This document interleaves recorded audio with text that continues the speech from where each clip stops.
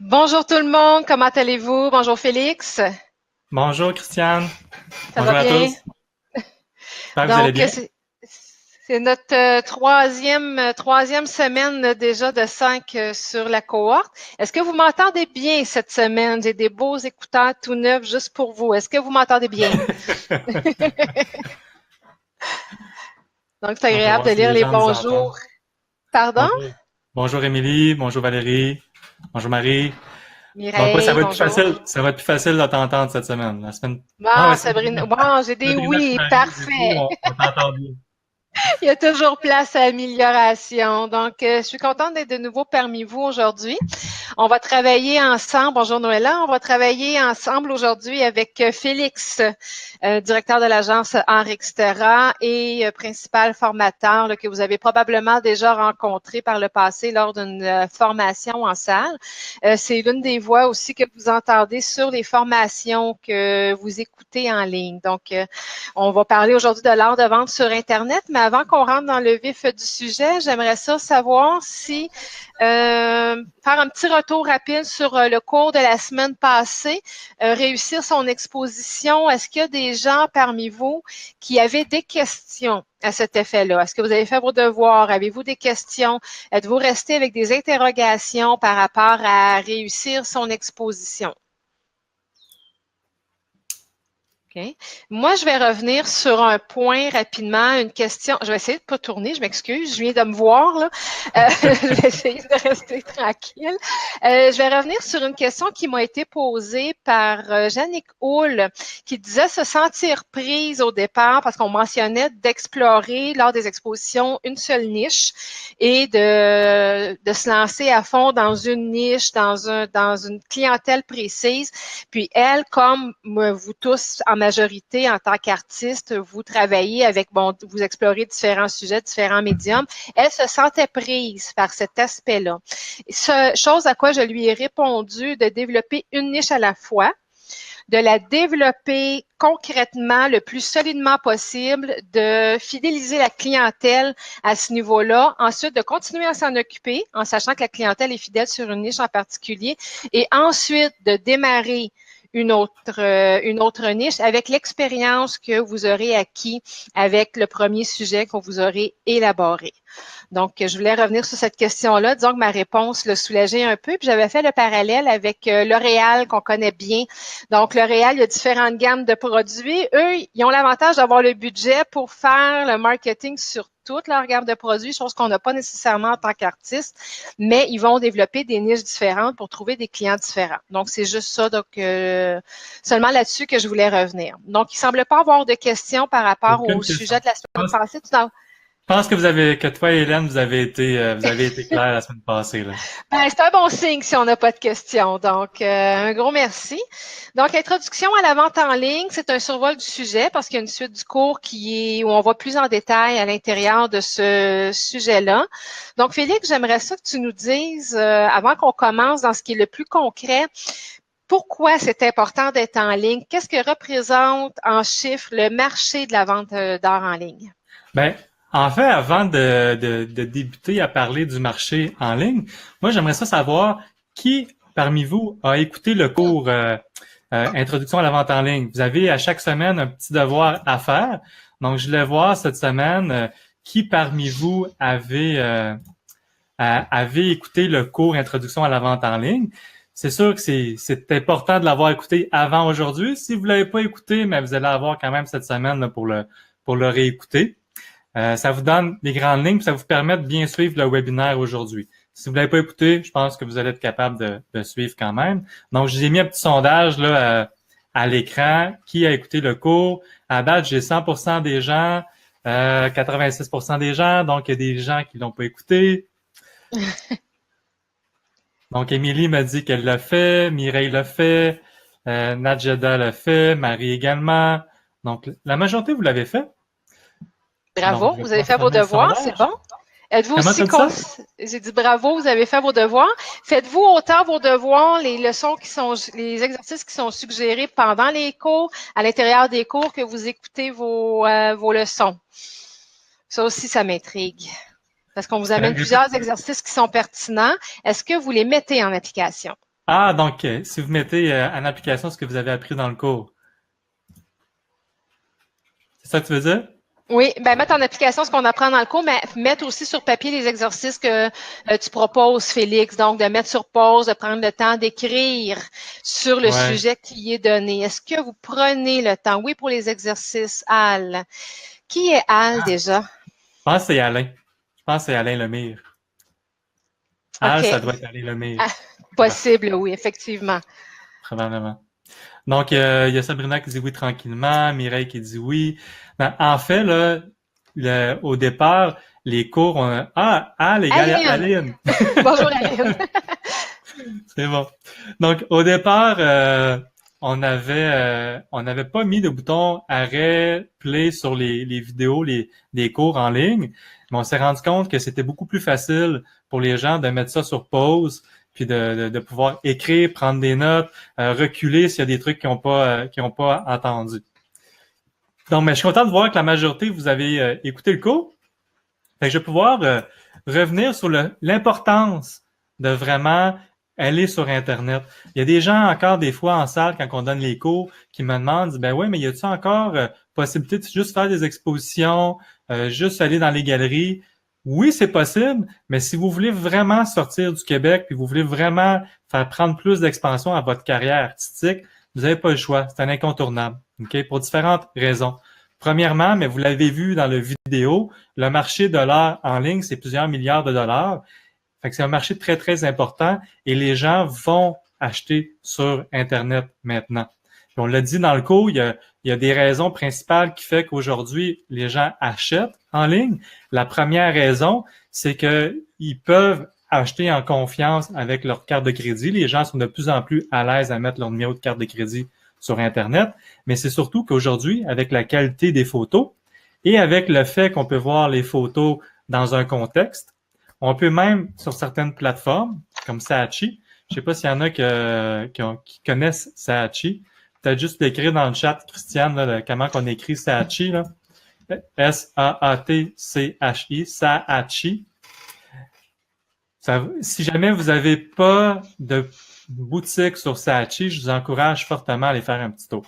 Donc, avec l'application de Saatchi, par exemple, via la caméra de votre téléphone intelligent, vous allez voir votre décor, mais le client va voir son décor via sa caméra, via son téléphone, il va voir votre œuvre dans son décor. Donc, avant même d'acheter, il voit de quoi ça a l'air dans son décor via la caméra de son téléphone intelligent.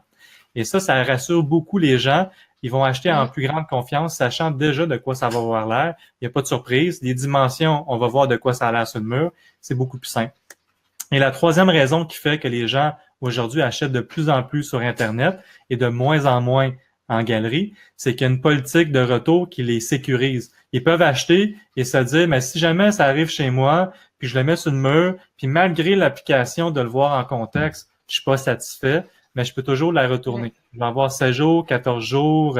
J'ai un des artistes qui m'a écrit cette semaine puis qui me disait comment trouvez-vous mon site, est-ce que ça a de l'allure? Puis une des choses que j'ai vues en premier, c'est qu'il avait une politique de retour de 14 jours.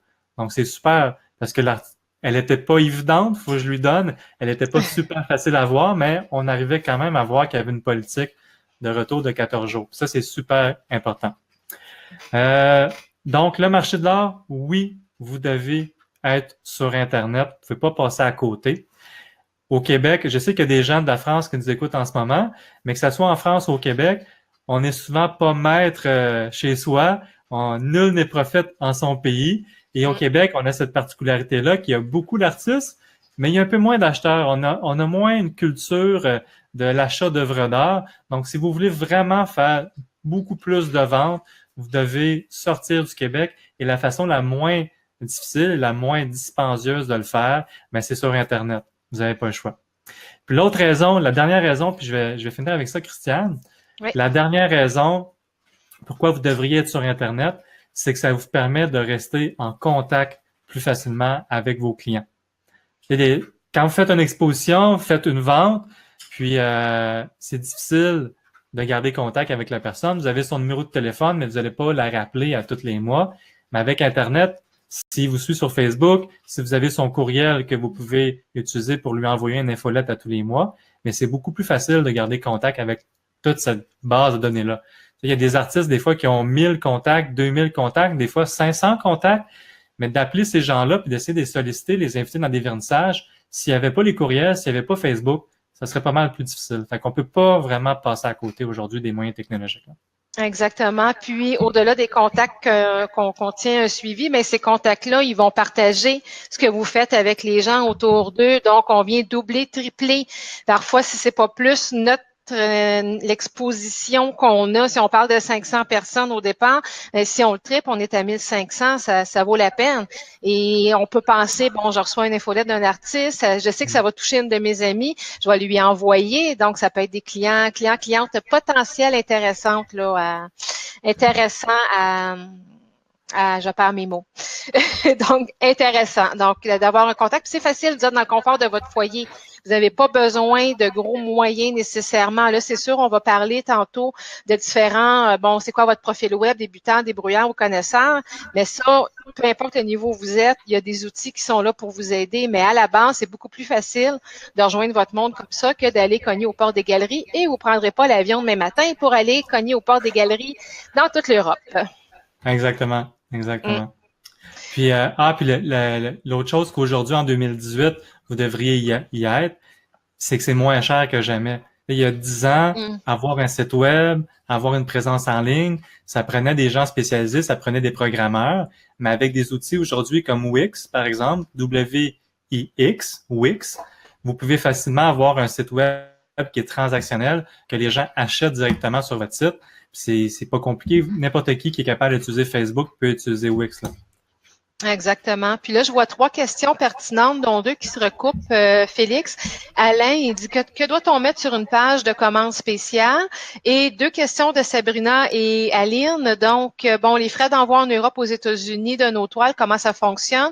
Et Sabrina, dans la même veine, dit, moi, on dirait que c'est les étapes de livraison que c'est plus difficile de faire pour que la toile soit en bon état. Et la politique de retour. Qu'est-ce que tu peux nous dire? Je regarderai ça un peu plus tard dans le webinaire aujourd'hui. Là. Okay, je regarderai ça dans la partie logistique. Là.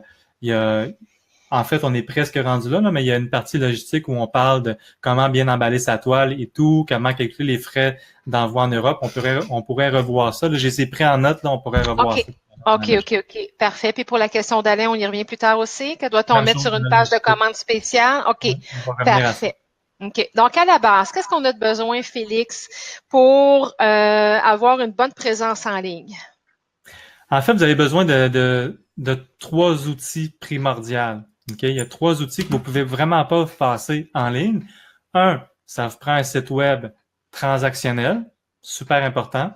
Fait que si vous avez quelque chose à retenir du cours Introduction à la vente en ligne, là, c'est un site web transactionnel, vraiment important. Puis je mets l'emphase au transactionnel parce que la semaine passée, j'ai beaucoup de gens qui m'ont envoyé leur adresse de site web.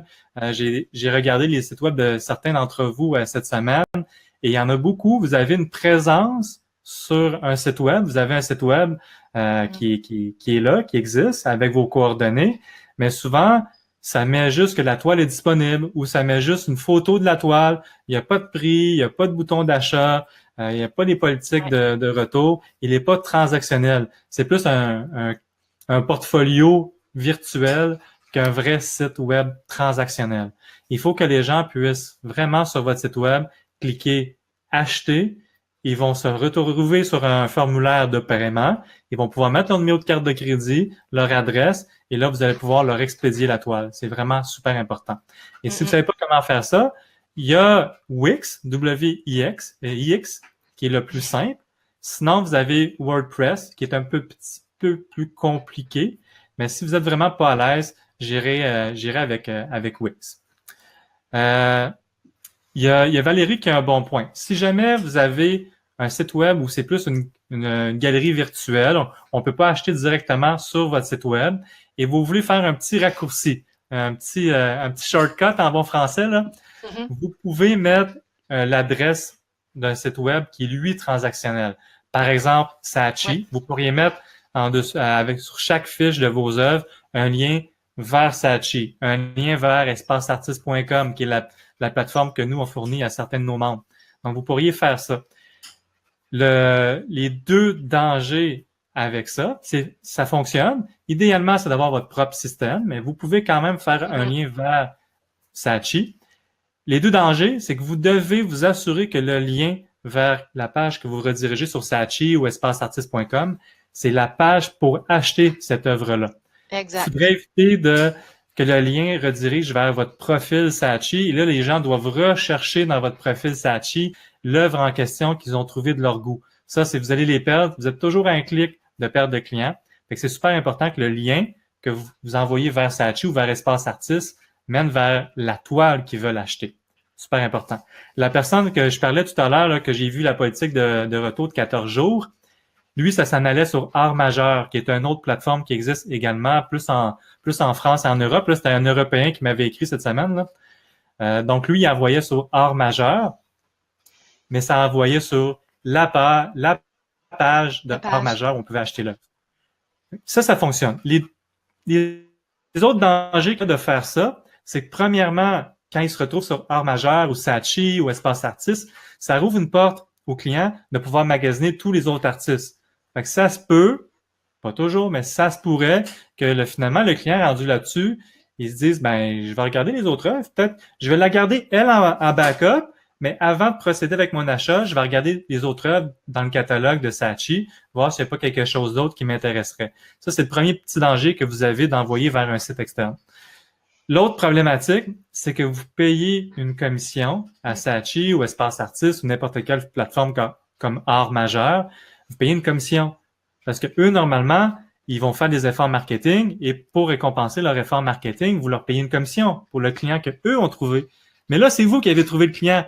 Fait que vous payez une commission sur un travail que vous avez fait.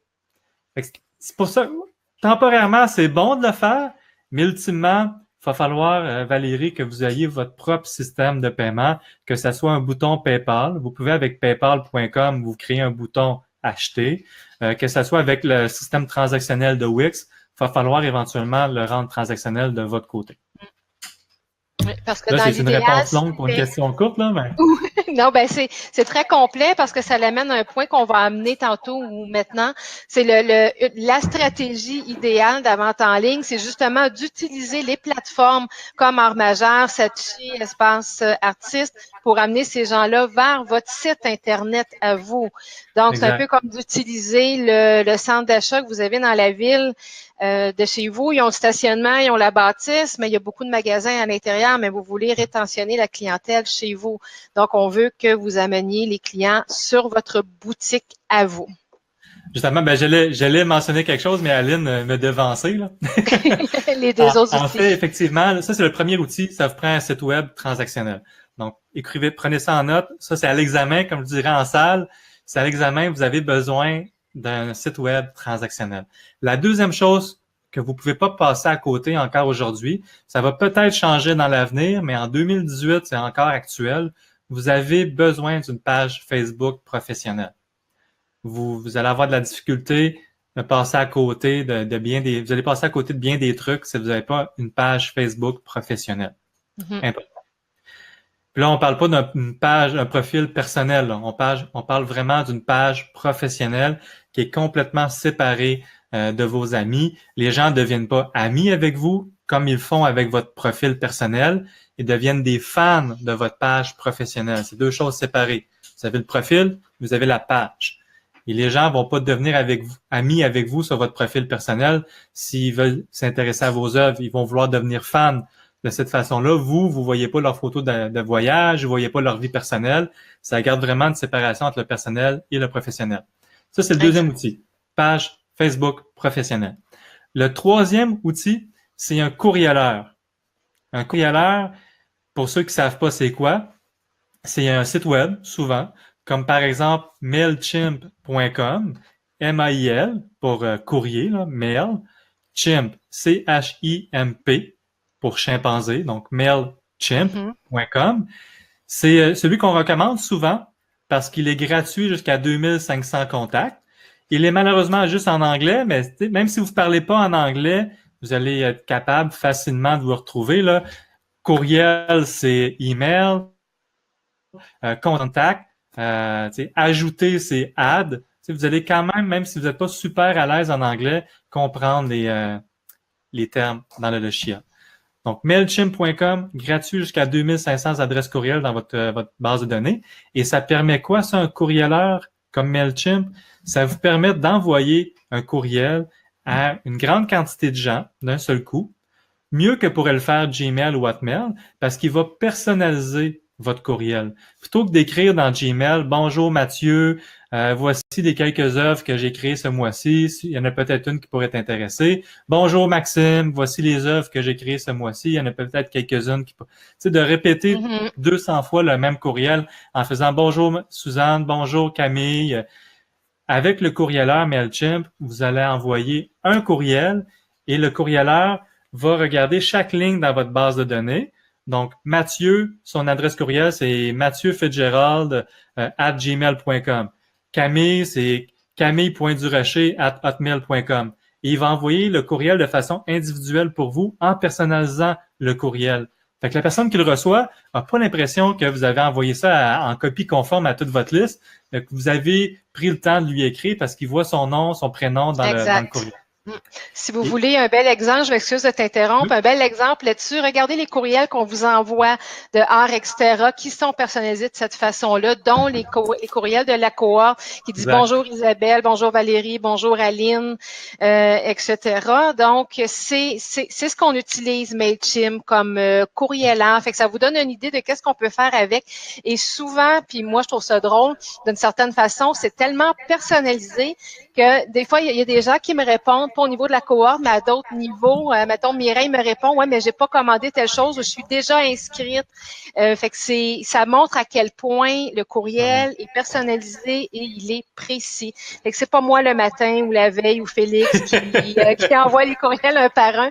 C'est le système, mais ça vous donne une idée de ce qu'on peut faire avec ça. Ouais, puis pour envoyer le courriel personnalisé à 30 personnes, 25 personnes, ça nous prend 1 minute. Là, c'est aussi vite que d'envoyer un courriel, puis on l'envoie à 30 personnes d'un seul coup. Et l'autre avantage d'un courrieleur comme MailChimp, c'est que ça vous permet de savoir qui a ouvert le courriel, combien de fois il l'a ouvert, est-ce qu'il a cliqué sur les liens, combien de fois il a cliqué sur les liens dans le courriel, et vous pouvez le lier avec votre Wix ou votre WordPress, avec votre système de paiement. C'est pour ça que je vous dis que c'est important d'avoir également un système de paiement sur votre site. Parce que MailChimp se lie souvent au site web transactionnel et vous allez pouvoir voir quel courriel a mené à une vente. Qui a acheté via le courriel que vous lui avez envoyé. MailChimp tient en statistique tout ça, le chemin parcouru entre le courriel et l'achat. Ça vous permet de voir quel courriel fonctionne bien, quel courriel fonctionne moins bien. Exact. Et la dernière raison pour laquelle vous avez besoin d'un courrieleur, c'est que c'est un système de gestion de contact. Ça vous permet de centraliser toutes vos adresses courriels, plutôt que d'en avoir un peu sur Gmail, un peu sur Hotmail, un peu sur une liste papier. Vous perdez tout le fil de ça, mais vous pouvez créer des groupes de contacts, rencontrer au symposium de Sainte-Julie, gens qui ont déjà acheté de moi, prospects rencontrés dans un vernissage. Vous pouvez créer des groupes et écrire qu'à ces groupes-là de façon individuelle plutôt qu'à toute votre liste de contacts. Là. Exact. Donc, c'est un bel outil à avoir. Oui. C'est les 3 outils. Site web transactionnel, Facebook, courrieleur. Avec ces 3-là, là, vous êtes déjà en business. Là. Donc, dans les gens qui nous écoutent présentement, est-ce que la plupart de vous avez déjà ces 3 outils-là? Je sais pour avoir vu les questionnaires de cohorte, beaucoup ont soit la page Facebook, soit le site web transactionnel, mais au niveau du courrieleur, est-ce qu'il y en a qui l'ont déjà? Bon, c'est un petit courrieleur. Oui. On va laisser le temps de... Ouais, donc, on va laisser le temps aux gens de répondre. Est-ce que vous avez ou pas déjà un courrieleur comme MailChimp ou Reste en contact? Ouais. Il y en a qui répondent presque. En fait, il y a 2 questions que Isabelle n'a pas ça. Il y a 2 questions. Je vois que les réponses commencent à rentrer. Oui, j'ai ça. Non, pas de courrieleur. Oui, je commence à m'équiper. Il y a 2 questions qu'il y a eu. Premièrement, il y a Isabelle qui posait une question qui était plus par rapport à Facebook. Elle me parlait d'Instagram. Instagram prend de plus en plus d'importance. Je suis d'accord. Donc, c'est pour ça que je disais tout à l'heure, en 2018, vous pouvez pas passer à côté d'une page Facebook. Mais ça se peut que l'année prochaine, en 2019, Facebook ait perdu de son importance et on se retrouve sur Instagram. Mais aujourd'hui, malheureusement, je dois encore mentionner que c'est Facebook qui remporte la palme. C'est là que les gens se retrouvent, mais on sent une tendance vers Instagram, qui, soit dit en passant, appartient à Facebook. Fait que attendez-vous à ce que ça soit à peu près les mêmes règles du jeu. Là, il va falloir payer pour rejoindre sa fanbase et tout. Là, ils vont pas passer à côté de revenus certainement. Là. Et j'avais Aline qui mentionnait quelque chose d'important également, c'est que vous devez avoir le consentement des gens avant de leur écrire. Je veux pas passer trop de temps sur le courrieleur parce qu'on a la dernière semaine toute une heure où on passe sur les courriels, mais effectivement, prenez en note que vous devez avoir le consentement des gens avant de leur envoyer un petit courriel. Exactement. Donc, Nadjedja, j'espère que je prononce bien votre nom. Donc, vu qu'on a 1 heure là-dessus en dernier cours de cohorte, on va en reparler. Vous avez plusieurs questions sur le contenu. Oui. Vous allez devoir retenir votre impatience d'ici le dernier cours. On va continuer avec l'introduction à la vente en ligne. Fait qu'on vous tient à la laine jusqu'à la dernière semaine. C'est là qu'on parle des courriels. Puis bien franchement, on parle d'Instagram. Puis Aline le mentionne, la clientèle d'Instagram est encore plus jeune, donc moins acheteur d'art. C'est pour ça qu'aujourd'hui, je dis Facebook, parce que les gens en haut de 45 ans sont encore sur Facebook majoritairement. Mais on sent que les gens, même les plus âgés, commencent à s'en aller sur Instagram. Puis éventuellement, Instagram va avoir des gens plus âgés un peu sur Instagram. Fait que ça fait le tour des 3 outils. Excellent. Donc là, on sait que c'est important d'être en ligne. On sait les outils que ça prend. Donc, les étapes qu'on a besoin pour travailler ces outils-là. Bon, une des premières étapes, c'est identifier votre niche. Ça, on reviendra pas là-dessus parce qu'on en a parlé dans la première semaine. On en a refait un survol dans la deuxième semaine. Par contre, les types de boutiques en ligne, il y a les boutiques privées, il y a les clés en main, il y a les plateformes. Peut-être nous démystifier encore un petit peu c'est quoi la différence entre les 3. OK. Donc, premièrement, vous avez la boutique qui est la boutique transactionnelle standard. Donc, comme je parle depuis tout à l'heure, le Wix, WordPress, c'est les deux qu'on recommande souvent. C'est une boutique qui est pas tout clé en main. Souvent, vous devez la personnaliser, vous devez choisir les options que vous voulez avoir dessus, vous devez mettre votre bannière, choisir de la disposition de chacun des blocs. Il y a souvent beaucoup plus de travail qui doit être fait sur WordPress, par exemple, sur Wix, WIX. Vous devez mettre un peu plus d'énergie. C'est un peu plus de travail, un peu plus long, mais la récompense à ça, c'est qu'il y a une plus grande personnalisation qui est possible. Oui. Vous allez pouvoir vraiment créer votre univers particulier, mais c'est plus de travail. C'est sûr. Par contre, ça coûte moins cher. Comme c'est vous qui mettez le temps, c'est vous qui mettez l'énergie, vous la personnalisez, ça coûte pas vraiment cher. C'est Wix, on peut s'en tirer pour à peu près 15 $ par mois. Il y a même des options qui sont moins chères que ça. WordPress, on peut s'en tirer pour 0 $ pour faire le site. Il faut juste payer l'hébergeur. L'hébergement de votre site, on peut s'en tirer peut-être pour 100-150 $ par année environ. Donc, 10-12 $ par mois. Mm-hmm. Ça, c'est pour le site web traditionnel, transactionnel. Vous avez le clé en main.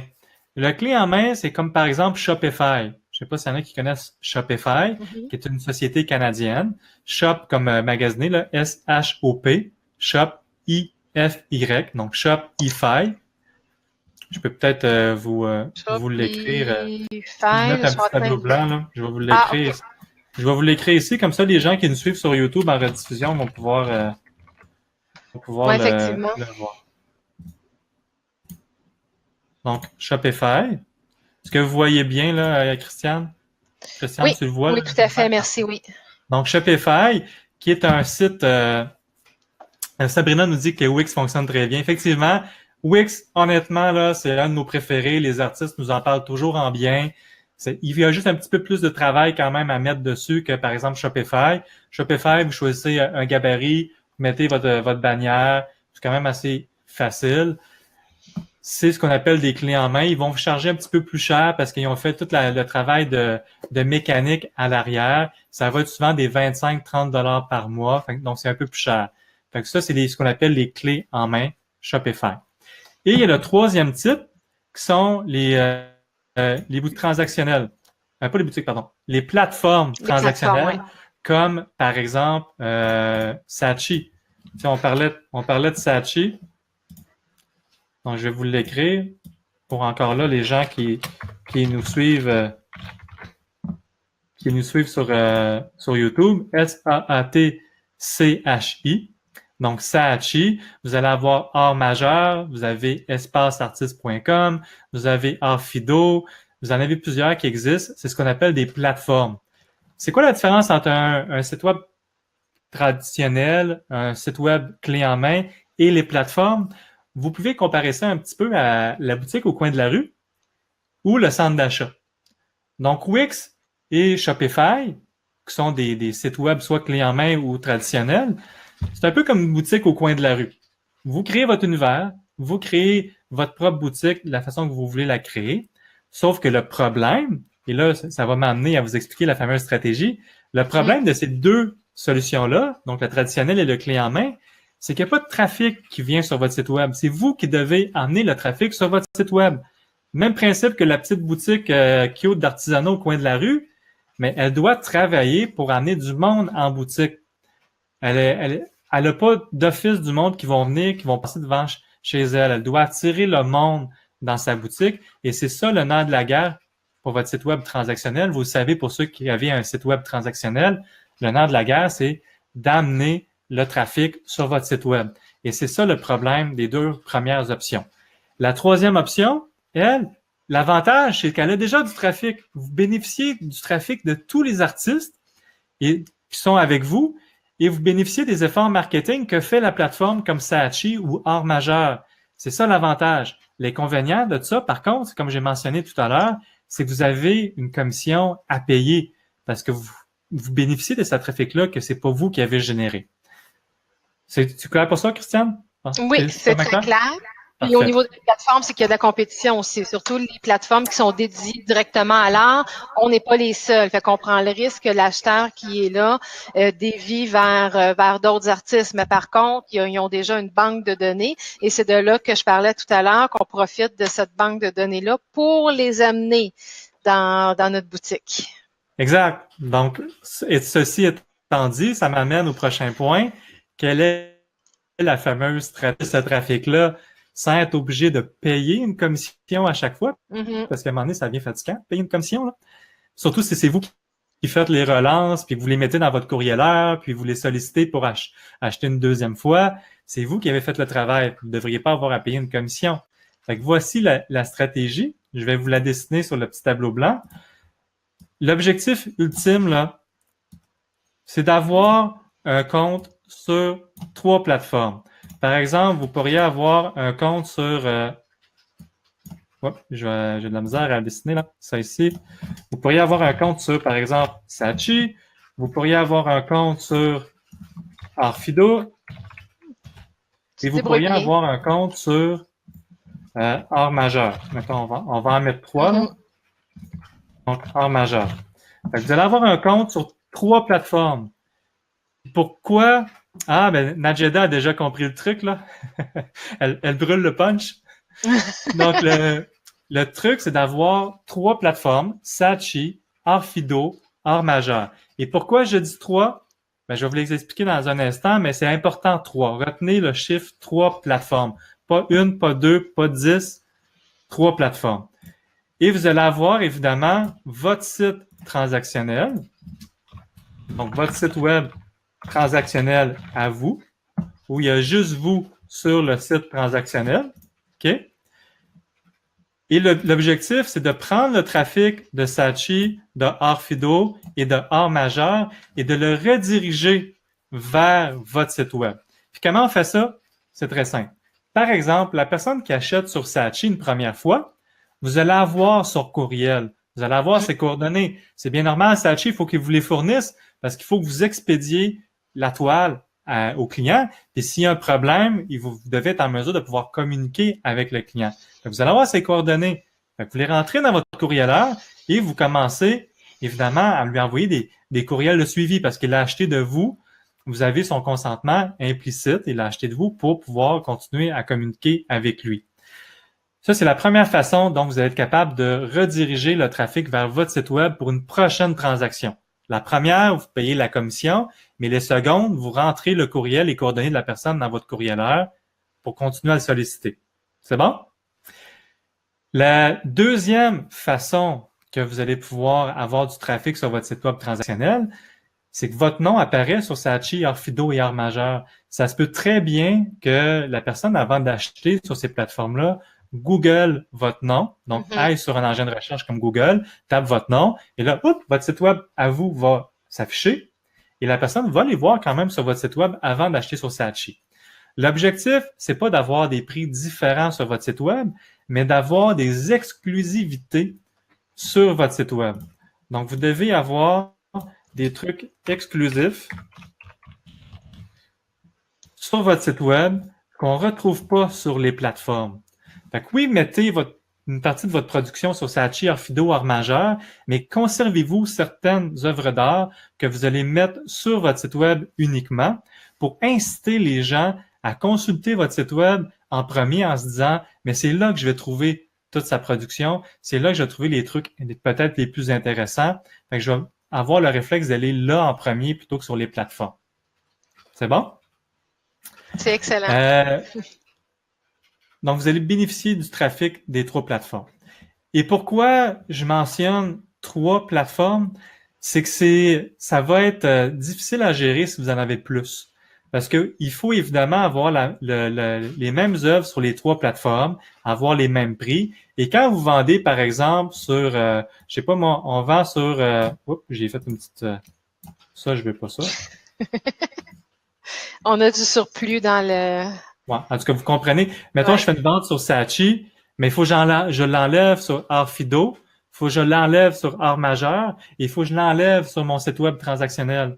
Fait que si j'ai 10 plateformes, quand je fais une vente, ben, je vais passer ma journée à faire enlever des toiles sur les 10 plateformes. À 3, ça va être gérable. Vous allez être capable d'y arriver. C'est assez simple. Fait que le premier devoir que vous avez cette semaine, puis je vais l'envoyer dans le lien, dans le courriel qu'on vous envoie suite au webinaire d'aujourd'hui. Votre premier devoir, si vous n'avez pas un site web transactionnel, évidemment, c'est peut-être de vous en bâtir un. C'est $. Émilie qui me dit c'est $, Félix, ce petit dessin.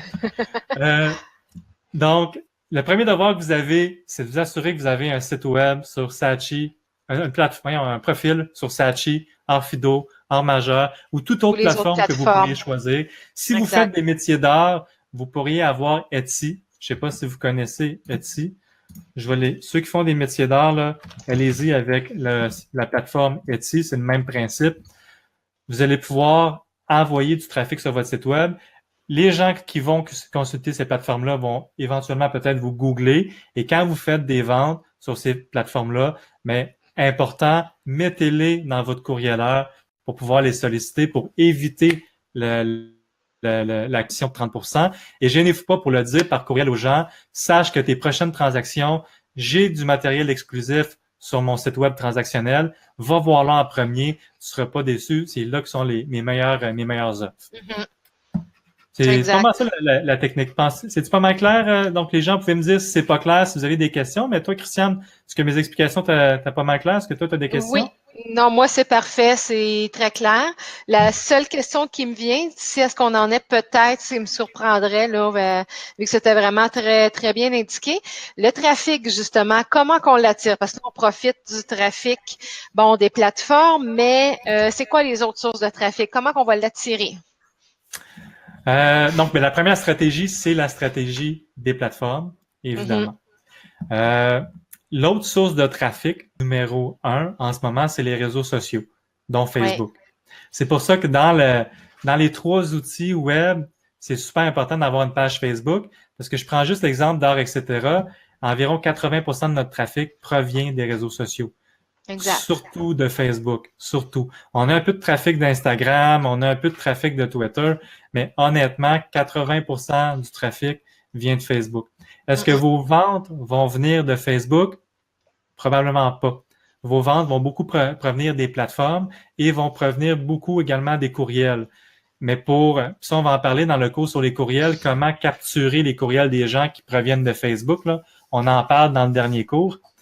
Mais c'est important d'avoir Facebook parce que le gros de votre trafic va provenir de là. Okay?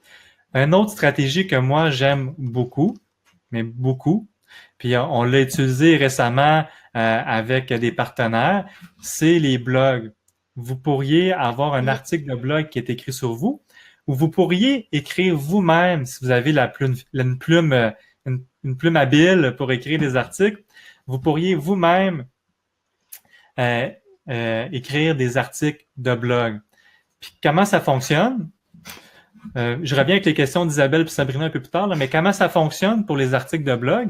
Si vous avez plein de gens qui bloguent sur l'art, par exemple, Amélie, c'est un des partenaires qu'on a en ce moment avec lesquels on travaille de plus en plus. Amélie écrit des articles de blog et nous, à un moment donné, on a écrit un article sur Amélie et Amélie a écrit un article sur art, etc. Donc, c'est un échange d'articles qu'on a écrit. Elle a bénéficié de la visibilité qu'on avait chez art, etc. à lui offrir et nous, on a bénéficié de sa visibilité.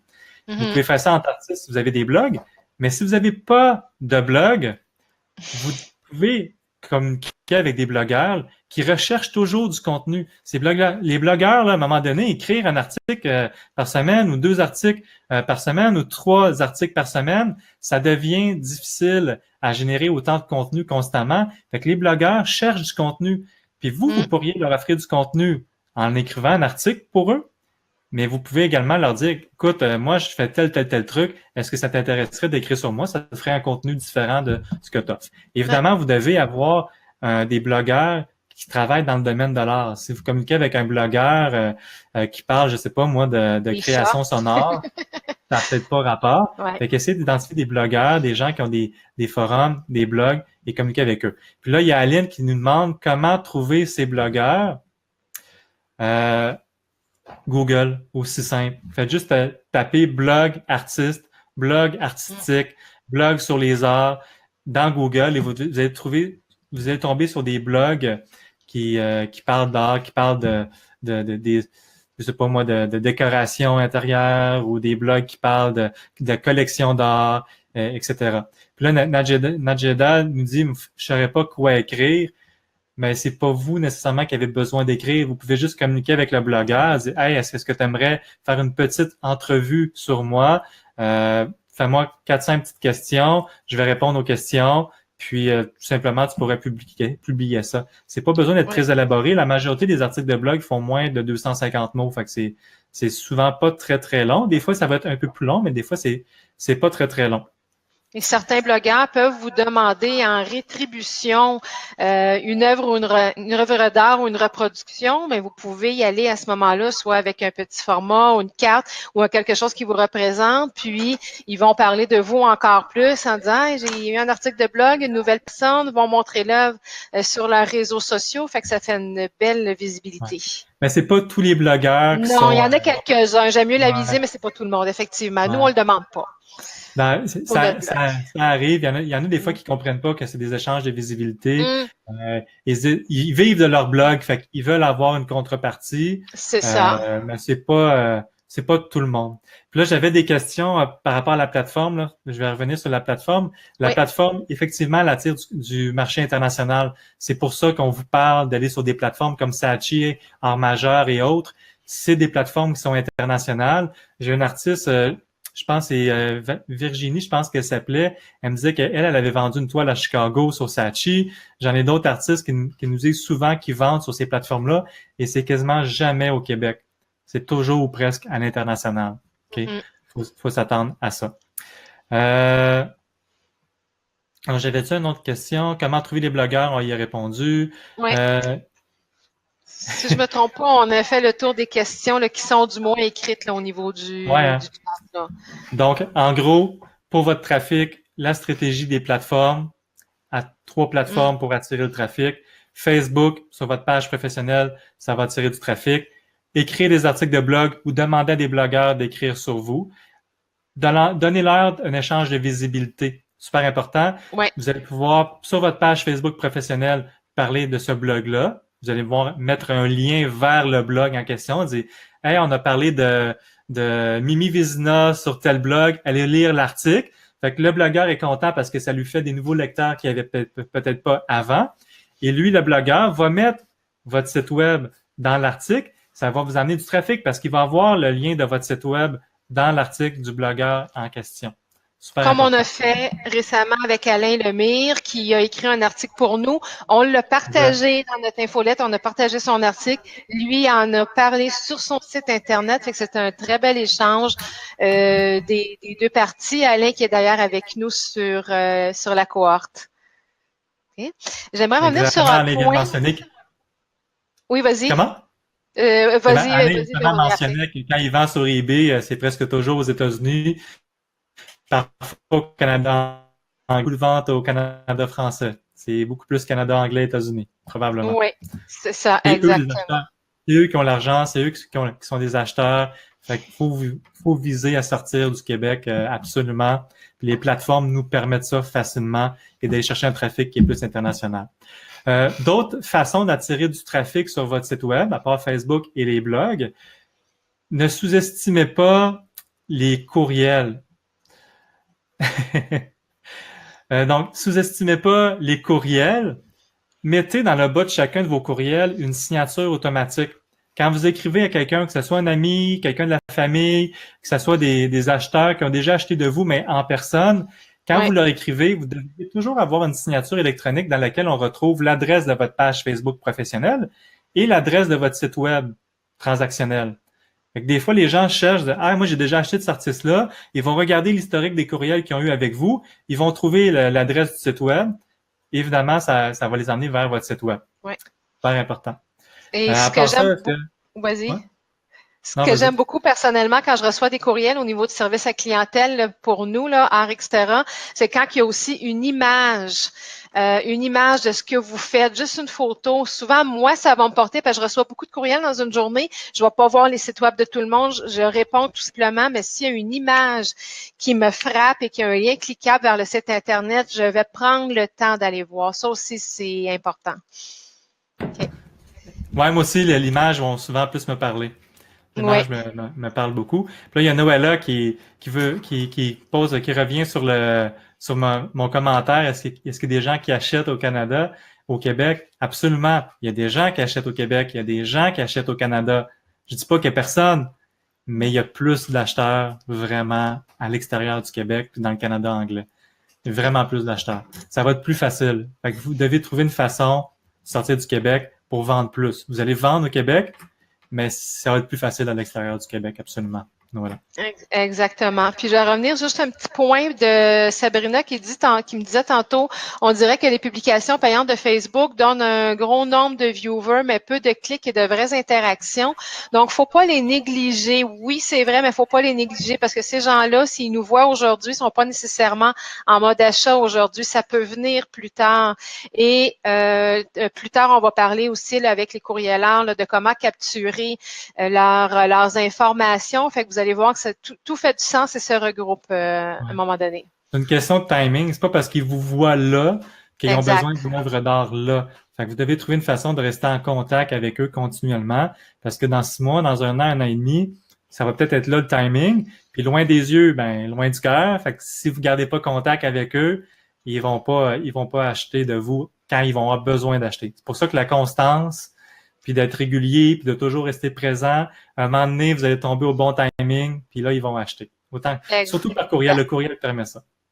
Exactement. Donc, ce qui nous amène à, une fois qu'on a ces clients-là, ce monde-là avec nous, on fait le suivi par infolette, qu'on va travailler courrieleur, excusez-moi, éventuellement.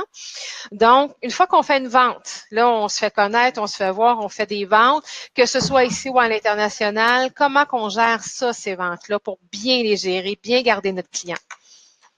Non, tu me parles de logistique ou tu me parles Oui, de d'autre chose? logistique. OK, parfait. Donc, on va parler un peu de logistique. Ça va m'amener aux fameuses questions tout à l'heure qu'on a eues. Je crois que c'était Alain puis Sabrina. Je me souviens plus qui avait posé les questions tout à l'heure, là. Les frais d'expédition pour l'Europe. Ouais. OK? Les frais d'expédition. Si vous utilisez des plateformes comme Saatchi, Art Majeur, Artfido et tout ça, les frais d'expédition, ils ont déjà une mécanique pour gérer tout ça. C'est assez facile. Si vous utilisez également l'engin de livraison de Wix, donc si vous avez un site web de Wix, et c'était Aline. Donc, merci Aline. Donc, la question d'Aline, c'est comment qu'on gère les frais d'expédition en Europe, comment qu'on gère les devises. Mais si vous utilisez des plateformes comme Saatchi, Majeur, Orfido et ce genre de plateformes-là, tout va se gérer tout seul. Ça va vraiment être simple. Ils ont déjà toute la mécanique. Vous dites où vous habitez, vous dites si vous voulez livrer ou pas à l'international, dans quel pays vous voulez livrer. C'est quand même assez simple à gérer. Devise, même chose. Eux vont payer en euros et ça va être converti dans votre compte de banque en dollars canadiens. Comme nous, par exemple, etc., on a depuis peu des cours qu'on offre en France. Les Français, maintenant, payent en euros et nous, on reçoit l'argent dans notre compte bancaire en dollars canadiens et il y a une conversion qui s'effectue, tout simplement. Avec PayPal, avec les boutiques comme Wix et tout ça, toutes les multidevises sont prises en charge. Vous n'aurez vraiment pas de problème de ce côté-là. Là où ça va être un peu plus compliqué, c'est quand vous utilisez un système comme WordPress. Et là, vous habitez peut-être loin des grands centres, il y a uniquement Post Canada qui est disponible. Vous devez installer un module supplémentaire qui s'appelle Post Canada Shipping Plugin ou quelque chose comme ça. Donc, c'est un petit module que vous installez sur WordPress qui va se lier avec la base de données de Post Canada et qui va utiliser l'adresse postale de l'acheteur, qui va utiliser votre adresse à vous et qui va calculer les frais de livraison entre les deux. Donc, ça, c'est la première chose. Je suis pas mal clair? Moi, ça me convient. Oui, Pour tout le monde, est-ce que ça va? Fait que, sur les plateformes, vous n'aurez pas de problème. 2, sur Wix, vous n'aurez pas de problème. Là où ça va être plus compliqué pour les devises et pour les livraisons, c'est si vous utilisez WordPress. Là, vous allez devoir acheter une petite extension, un petit plugin qui s'appelle Post Canada Shipping Plugin et que vous allez installer sur votre site WordPress et que vous allez devoir configurer pour que ça se lie avec le site web de Post Canada pour calculer les tarifs basés sur l'adresse. Fait que Najeda, si vous êtes avec Wix, vous n'aurez pas de problème. Ils ont déjà tout pensé à ça vu qu'ils sont internationaux. Ils ont déjà pris en considération ça. Moi, ce que j'aurais comme conseil pour vous, pour la logistique, intégrez déjà vos frais d'emballage dans le prix de vos œuvres. Okay? Si vous savez que vous envoyez votre œuvre au Royaume-Uni, que vous envoyez votre œuvre à Rimouski, vous l'envoyez par un expéditeur. Fait que vous allez devoir l'emballer. Ça ne sera pas plus d'emballage parce que ça va plus loin que si ça va juste à Rimouski. Il faut l'emballer correctement pour éviter qu'elle se brise. Super important. Donc, ce que vous allez faire, vous allez inclure dans le prix de vos œuvres le prix de l'emballage. Fait qu'il faut aller voir chez Bureau en gros combien ça coûte du papier bulle, combien ça coûte des coins renforcés en carton, combien ça coûte une boîte pour cette dimension-là d'une œuvre d'art. Je vais vous expliquer comment l'emballer, mais vous devez calculer, peut-être pas au dollar près, mais pas mal approximativement, combien ça coûte et incluez ce prix-là dans le prix de votre œuvre. Comme ça, vous n'aurez pas de mauvaise surprise. L'expédition, elle, va s'ajouter au prix de l'œuvre quand le client passe à la caisse. Fait que le client, lui, va voir l'œuvre 1000 $ et dépendamment où il est situé, le logiciel de Wix ou le logiciel de Saatchi va le calculer automatiquement. Mais l'emballage, c'est difficile, il faut vraiment le mettre dans le prix d'office. Fait que je vais vous montrer sur le petit écran. Oups, c'est pas ça que je veux faire. Cet écran ici. En fait, on va avoir une œuvre d'art, par exemple, qui est comme ça. La première chose que vous devez faire, si vous l'expédiez de façon encadrée avec une vitre, vous devez absolument mettre un papier collant en X comme ça sur la vitre pour éviter que si elle se brise lors du transport, elle se retrouve toute pêle-mêle dans l'emballage, qu'elle vienne endommager la toile. Donc, si vous avez une vitre, super important, mettez un papier collant. Idéalement, prenez les papiers collants verts là, qu'on utilise pour faire les découpes de peinture dans les coins des murs. Là. C'est un papier collant que la gomme est un petit peu moins intense. Là. On va pouvoir l'enlever facilement sans que ça laisse un résidu sur la vitre. La deuxième chose que vous allez mettre évidemment un carton protecteur par-dessus pour protéger la vitre. Et si vous n'avez pas de vitre pour protéger l'œuvre, mettez un carton protecteur. Ensuite, vous allez mettre des coins. Vous voyez comment je suis bon en dessin. Là. Son côté artiste, là, il veut nous impressionner. Son côté artiste. Vous allez mettre les coins. Émilie me demande du masking tape. Masking tape, oui, il faut juste éviter que ce soit un masking tape industriel, là, vraiment avec une colle très forte là, pour éviter de laisser des résidus qui sont impossible rendu à destination. Il faut penser que si vous l'envoyez loin, elle va être peut-être dans l'avion ou même pire dans un bateau pendant plusieurs jours, plusieurs semaines même des fois. Fait que si vous avez quelque chose qui laisse une colle industrielle, après une semaine dans le bateau, là, ça va être difficile à enlever. Fait que prenez quelque chose qu'une colle est facilement enlevable, là, comme du papier collant à découpe de peinture, là, bleu ou vert. Oui, ou un masking tape qui est plus cheap un peu, là, comme du Dolo d'un magasin à grande surface. La colle est moins forte là-dessus. Exact. Fait que prenez du papier collant plus cheap. Les coins renforcés. Ensuite de ça, vous allez envelopper tout ça de papier bulle. Papier bulle, vous le mettez vers l'intérieur ou vers l'extérieur, tu penses, Christiane? Vers l'extérieur. Les bulles vers l'extérieur. Exact. Donc, les bulles vers l'extérieur. Et ensuite, vous allez pouvoir mettre ça dans une boîte en carton. Donc, vous mettez tout ça dans une boîte en carton. Idéalement, il ne faut pas que la toile se promène. Là. Si la toile se promène, mettez du papier rembourrage là, pour empêcher que tout se promène. Là. Fait qu'il faut que la boîte soit la plus tight possible pour éviter que la toile se promène. Et sur l'emballage, vous allez mettre sur tous les côtés, vous allez mettre des gros écriteaux que vous pouvez imprimer avec votre ordinateur ou acheter chez Bureau en Gros. Rouge, là, vraiment pétant, fragile sur tous les côtés de la boîte. Vous allez mettre ça pour qu'on sache qu'à l'intérieur, il y a quelque chose de fragile et qu'on doit faire attention à la manipulation. Exact. Émilie nous parle de papier crêpe. C'est pas la même chose que le papier bulle. Le papier crêpe est aussi très bien, mais le papier bulle va protéger encore plus parce que c'est lui qui va prendre l'impact s'il y a un choc ou si ça tombe par rapport au papier crêpe qui risque plus de déchirer. On peut y aller avec les deux, mais le papier bulle généralement est suffisant. Suffisant, c'est ça. Oui. Puis, ça, c'est pour l'emballage. Évidemment, vous allez rajouter l'étiquette d'expédition de l'expéditeur, donc de la compagnie d'expédition sur l'emballage. Vous avez tout bien emballé ça. Vous ne devriez pas avoir de problème. Nous, ce qu'on recommande, c'est de vous choisir un expéditeur qui est plus commercial, si vous êtes capable. Ils ont plus l'habitude des colis hors normes, des colis fragiles, un truc comme UPS, FedEx, DHL, vraiment des gros expéditeurs plus commerciaux qui ont l'habitude de ça. Et là, on parle, première question, où on peut trouver des boîtes en carton? Vous allez avoir, je ne sais pas pour la France, mais je sais qu'ici au Québec, vous allez avoir la cartonnerie qui vend des boîtes en carton. Et vous avez Uline aussi. Oui, Uline, c'est ce que j'allais dire. Uline, Uline. Vous allez pouvoir avoir ça. Donc, Uline ou la cartonnerie. Sinon, il faut vraiment faire une recherche sur Google dans votre secteur. Le dernier point pour l'expédition, pour l'emballage que j'aurais comme recommandation pour vous, Saatchi a une section qui explique comment bien emballer les œuvres d'art.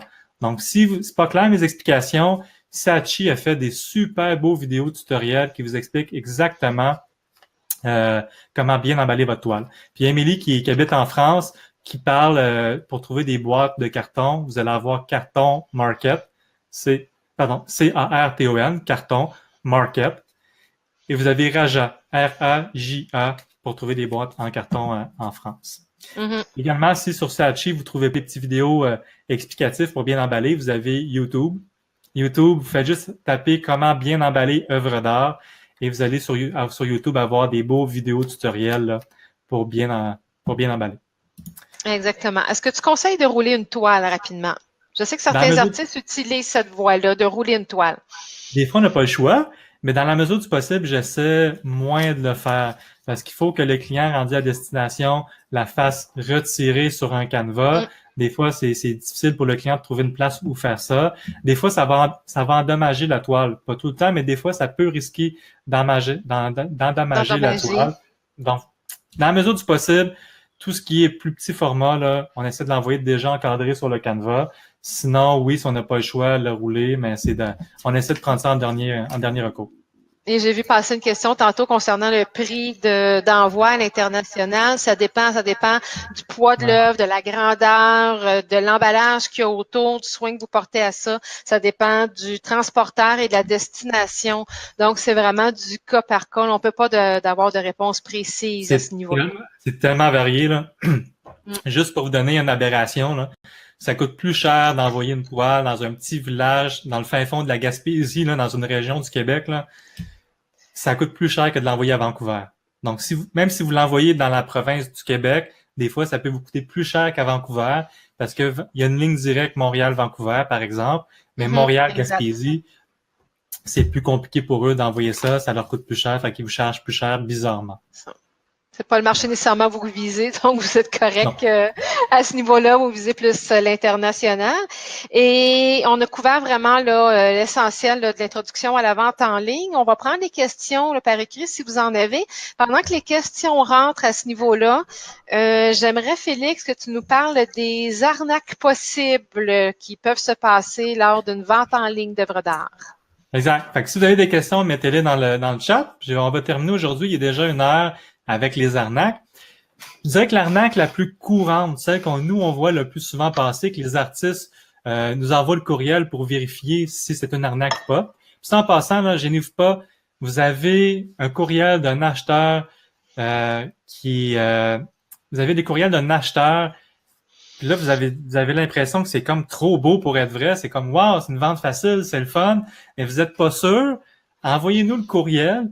Nous, on va faire une petite recherche, voir si c'est un arnaque, pas un arnaque. C'est ensemble, on va être capable de les éviter plus facilement les arnaques. Suffit que des fois, un artiste nous envoie un courriel, puis là, en même temps, on a un autre artiste qui nous envoie exactement mot pour mot le même courriel. Puis là, on fait OK, c'est une arnaque parce que le client envoie à plein d'artistes le même courriel, c'est clairement pas une vraie vente. OK? Fait envoyez-le nous si vous n'êtes pas sûr.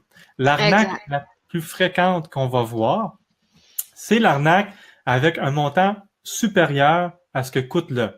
Ça va se dérouler souvent comme ça. Exemple, la personne vous envoie un courriel disant « J'ai vu votre toile XYZ sur votre site. J'aimerais savoir combien ça me coûterait, incluant les frais de livraison. » Là, vous allez répondre, mais ça coûte 500 pour la toile, plus 100 $ pour le frais de livraison. 600 $. Donc, 600 $, 500 plus 100 $. Vous allez répondre ça. C'est assez simple. Le client va vous répondre, parfait, pour être certain que tu aies assez d'argent pour la livraison, je vais t'envoyer 800 $. Donc, je t'envoie 800, souvent par chèque, ou par, des fois, ça va être un virement électronique par une compagnie obscure que vous ne connaissez pas, qui n'est pas PayPal, souvent. Et là, je vous envoie 800, envoie-moi la toile, puis en même temps que tu m'envoies la toile, envoie-moi tout ce que tu n'as pas eu de besoin pour l'argent. Fait que si ça a coûté 605 $ et que je t'ai envoyé 800, mais renvoie-moi le 195 $ de trop que tu n'as pas eu besoin pour l'expédition, en même temps que tu m'envoies la toile. Fait qu'est-ce qui va se passer à ce moment-là? Vous envoyez la toile, vous envoyez l'argent de trop que vous avez perçu, et 1 mois plus tard, 1 mois et demi plus tard, votre institution financière vous apprend que le virement était frauduleux ou que le chèque était pas bon, que le chèque était frauduleux, et là, vous vous retrouvez plus d'argent, vous avez une charge négative dans votre compte de 800 $ et vous avez en plus envoyé l'œuvre gratuitement par la poste, puis moyen de retrouver le client. Vous avez perdu de l'argent, vous avez perdu votre œuvre. C'est pour ça que c'est important que, les chèques, vous les acceptiez jamais. Surtout les chèques d'une devise étrangère, là, les chèques qui proviennent de l'étranger, d'une banque étrangère. Ça peut prendre jusqu'à 45 jours ouvrables avant que la compensation, donc que la communication entre la banque canadienne et la banque étrangère se fasse. Vous avez depuis longtemps envoyé l'argent et la toile, fait que vous êtes fait. Et même les virements électroniques par les sociétés obscures, vous ne devriez pas accepter ça. Prenez PayPal. Si la personne dit « Ah, moi, PayPal, je fais pas confiance à ça », il y a peut-être une raison. Fait que PayPal, virement Interac pour les Canadiens. Vous avez les e-transfer avec les institutions financières, mais ça, c'est un petit peu plus compliqué. Vous avez TransferWise avec les Européens qui fonctionnent bien. Donc, comme transfert malin, là, TransferWise, WISE. Mais dès que vous ne connaissez pas le mécanisme de transfert, peut-être nous envoyer un petit courriel, on va vous dire si c'est sécuritaire, s'il y a des risques de retour dans 1 mois ou 2 pour des fraudes. Mais quand vous voyez que on vous envoie un montant plus élevé que prévu, là, ça c'est non. Calculez le montant que ça va coûter. Dites au client, ça coûte 605, envoie-moi 605. Envoyez jamais d'argent avec ou un virement vers le client vous risquez de perdre votre argent de cette façon-là. Là. C'est super important. Exactement. Vous êtes mieux de perdre un petit peu sur le transport, advenant que ce soit un vrai client, que de perdre, comme Félix dit, là, une grosse part de montant et en même temps votre œuvre. Donc, merci beaucoup, Félix. C'était très clair. Il y a deux questions qui sont venues le temps que tu nous expliquais ça. Il y a Sabrina qui a demandé à quel endroit on peut faire des impressions à bas prix, à grand volume. Tout dépendant du type d'impression que vous voulez, j'aurais deux recommandations pour vous. Il y en a une en ligne, Vistaprint, c'est le joueur majeur, on se trompe rarement avec eux. Pour ainsi dire, jamais. Ils ont une belle politique, on voit nos visuels, on peut commander gratuitement le PDF du visuel, donc on sait où est-ce qu'on s'en va avec eux et c'est pas dispendieux, surtout si on a des grands volumes. Ou sinon, si vous préférez faire affaire avec un imprimeur, quelqu'un qui a pignon sur rue, demandez des soumissions. Il y a de moins en moins d'imprimeurs, en tout cas, du moins ici à Green Bay, ils ont presque tous fermé, là. Mais si vous en avez quelques-uns dans votre région, arrivez avec vos besoins. Vous pouvez faire des soumissions, donc ça va vous permettre d'avoir le meilleur prix pour vos besoins. Donc ça, c'est les deux recommandations que je peux vous donner. Puis Isabelle, qui nous parle de frais de livraison lorsqu'on vend une œuvre. Est-ce que c'est l'acheteur qui paie les frais de livraison? Généralement, oui. Pensez aux achats que vous aussi vous faites en ligne. Vous allez payer les frais de livraison. Vous pouvez avoir certaines pratiques commerciales qui fait que, bon, des œuvres d'un certain montant, vous pourriez, si vous le désirez, inclure les frais de livraison, mais de façon générale, en tant qu'acheteur, on s'attend à les payer. Par contre, dans votre politique de retour, si l'acheteur décide de se faire rembourser et veut vous retourner l'œuvre, à ce moment-là, c'est lui qui doit assumer les frais de livraison. C'est préférable. Vous pourriez les assumer. C'est un choix qui reste personnel, mais je vous le recommande pas parce que, en plus, si la personne veut se faire rembourser, doit se taper l'emballage et les frais de livraison qu'il a payé à l'aller, doit les payer au retour. Va y penser à deux fois avant de vouloir se faire rembourser. Il va retourner la toile vraiment juste s'il y a un problème. Mais les frais de livraison, effectivement, c'est toujours à la charge du client. Les frais de retour à la charge du client souvent aussi. Là. Exactement. Fait que juste pour répéter, à Mireille, là, pour l'expédition, je l'ai effacé par erreur, là. Pas pour l'expédition, pour l'impression, là. En ligne, vous avez Vistaprint. Fait que je vais vous l'écrire sur le tableau blanc. Vistaprint. Et vous avez également, moi, un que j'aime beaucoup, là, Society6. Vous pouvez faire imprimer des prints, des giclées, des petits formats, grands formats. Vistaprint aussi, Society6 aussi. Et Society6, on termine avec ça. Je sais qu'il y en a qui ont déjà quitté, mais dans l'enregistrement sur YouTube, vous allez quand même pouvoir prendre ce petit bout-là que vous avez manqué, là.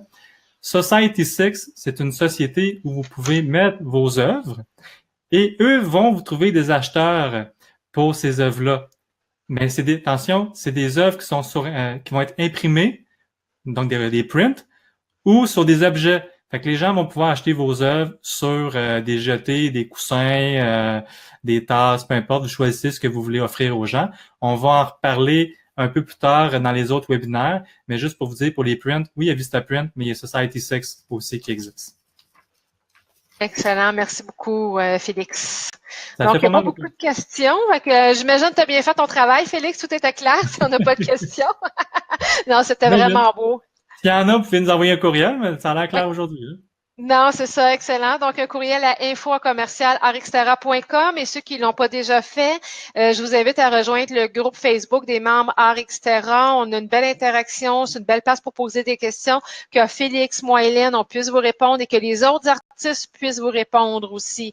Nous, on n'a pas le même bagage que les autres artistes ont, donc c'est le meilleur endroit où se retrouver là, pour communiquer entre nous.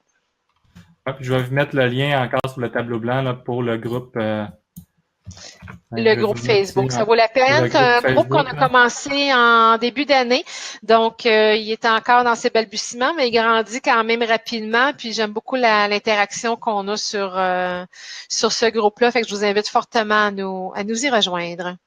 Voilà. Fait que je vous ai mis l'adresse. Vous pouvez le prendre en note. Je vais la laisser pendant un petit moment, là, le temps que vous la preniez en note si jamais. Ou vous faites juste taper membre, art, etc. sur Facebook, puis vous allez le trouver également. Demande d'adhésion, on va vérifier que vous êtes bien membre avec nous, puis on va vous accepter avec grand plaisir. Exact. Bon, mais merci beaucoup, Christiane. Merci à tout le monde. Merci tout le monde. Merci à toi, Félix, puis on se retrouve la semaine prochaine ou sinon par courriel ou par téléphone entre-temps. Excellent. Bon, ben, bonne semaine. Excellent. Bon Merci, week-end. bye. Bye bye.